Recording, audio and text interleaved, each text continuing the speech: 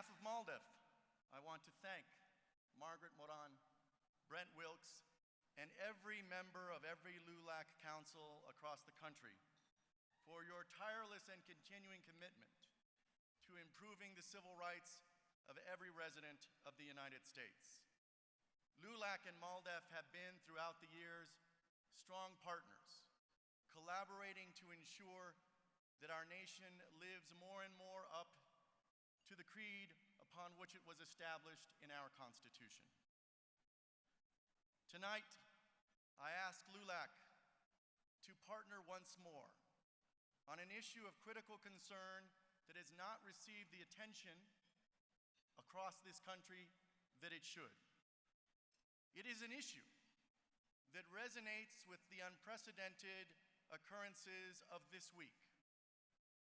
The removal of the Confederate flag from South Carolina's state capitol grounds.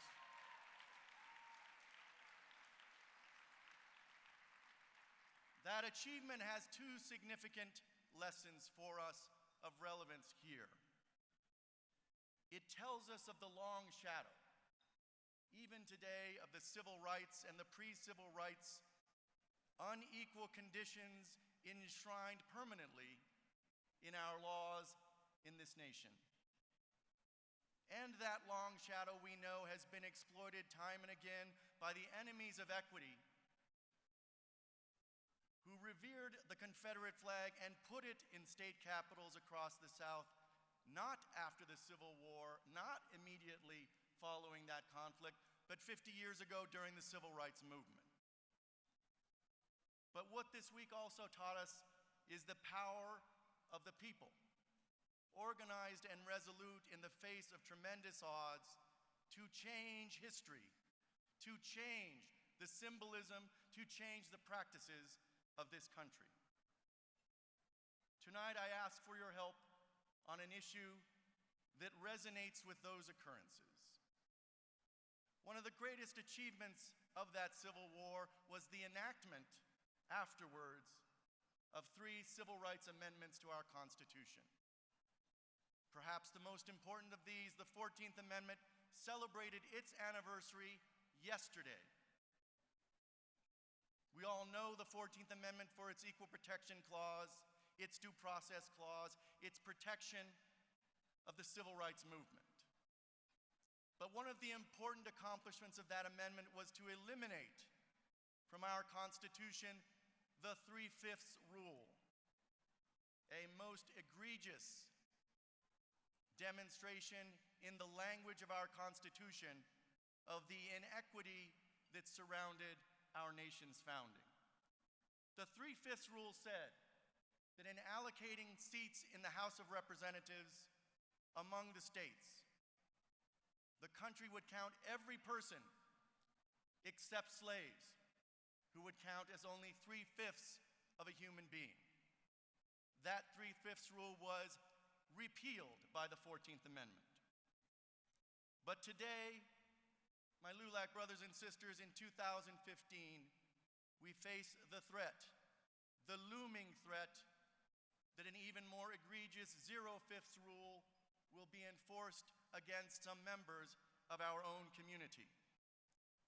The United States Supreme Court, a few weeks ago, agreed to hear and decide a case out of Texas called Evanwell versus Abbott. That case was brought, I'll say it, by the enemies of equity, who asserted, ironically, that that very 14th Amendment that eliminated the 3/5 rule, they have argued that that amendment requires that districts in the Texas State Senate be equalized not based on total population, but be equalized based on some measure of voters. Imagine what that means.